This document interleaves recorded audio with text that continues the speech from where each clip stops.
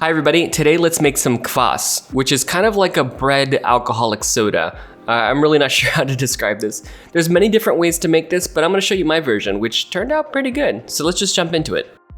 Okay, so the first thing we're gonna need actually is some rye bread. We're gonna cut this into cubes about this size, and specifically we only need about 115 grams of rye bread, or about 4 ounces, but obviously I cut more than I needed. But that's okay, I'm gonna make some croutons with the rest. So we're just gonna pour our 4 ounces or 115 grams of rye bread into a tray, and we're gonna toast that. In the meantime, while that toasts, let's go ahead and add about 4 cups or about 1 liter of water into a pot, and we're gonna heat that up. Then we're gonna take our nicely toasted rye bread and we're gonna toss that into a jar. And once our water gets to a nice warm temperature, we can go ahead and toss that in with the rye bread. And essentially what we're doing here is making kind of a rye bread tea. I really don't know how to call this, but basically we're just gonna soak this in this rye bread, and basically a lot of that flavor is gonna get transferred to the actual water. So it doesn't hurt to kind of press that down with a spoon to make sure that all of the bread gets soaked. And essentially we're gonna now just let this soak in this water for an extended period of time.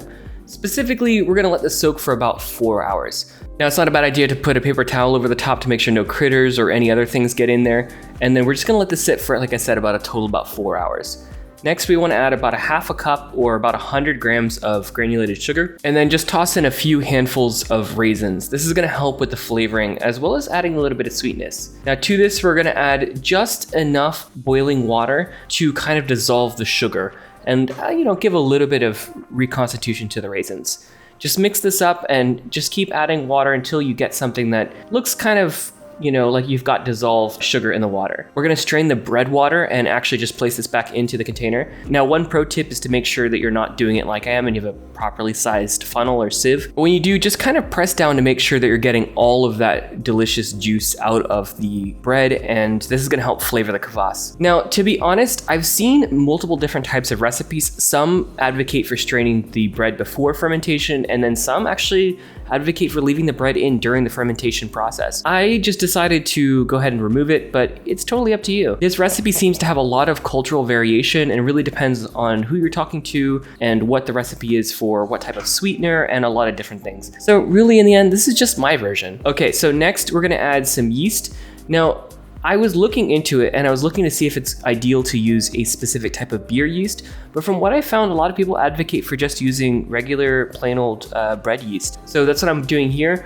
I'm just placing this in and stirring it into the container with our sugar and our bread water. And essentially what we're gonna do at this stage is just let the yeast do its work, and it's gonna ferment that sugar into basically alcohol and CO2. And we're just gonna let this sit for anywhere from 3 days up to a week, which is how long I let mine go for. And I came back to it a week later and it kind of looked like this.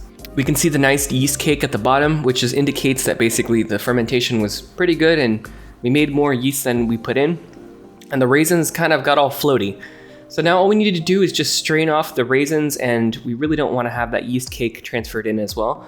So this time I'm using a more properly sized sieve, and basically the idea is just to pour it through into our mason jar. I have to say it smells quite alcoholic, but not necessarily in the worst kind of way. So just filter this off, being careful not to spill it. We really don't want to waste any of that delicious liquid. Also, we want to be careful really not to let that yeast cake get through. So just being a little bit careful and slowly pouring will help kind of prevent that. Now, if you're doing a larger batch, you may want to use a siphon for this, but for a small enough batch like this, it's okay just to actually do this by pouring. Okay, so now we've collected our kvass. We're just gonna put this into a container to actually have in the fridge. So I have this nice growler that I had left over from some beer, and I'm just gonna pour this into the growler very carefully. And essentially the idea here is that we're gonna let this kind of cool down and continue to kind of do almost a secondary fermentation in the actual fridge. Additionally, we should notice that it will settle over the next few days and become a lot clearer.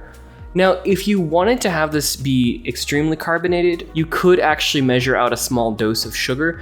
And what that will do is that will cause the yeast to kind of continue to ferment, but in a sealed environment, that CO2 will actually pressurize the container and it will start to carbonate that liquid. But I think the slightly carbonated version I ended up with was pretty good. So a few days later, I just poured this out, and honestly, you can see how much clearer it is from being in the fridge for a few days. And I have to say that it smells a lot nicer after a few days in the fridge. I think really the yeast kind of continued to do its work and really made a nice clean soda slash alcohol. I'm really not sure how to qualify this other than just kind of a nice semi-alcoholic drink. If you want to actually make this a little bit sweeter, you could consider doing something called back sweetening, which is you might basically add a little bit of sugar at this point right before you're about to consume it, so the yeast doesn't have enough time to actually ferment that sugar, and that basically will allow you to have kind of a sweetened beverage. But I like the dry flavor of it. It's almost something like a nice cider. Anyways, that's it for this week. I hope you enjoyed this video, and if you did, please consider subscribing or joining the Discord channel. Okay, I hope to see you guys again soon. All right, bye.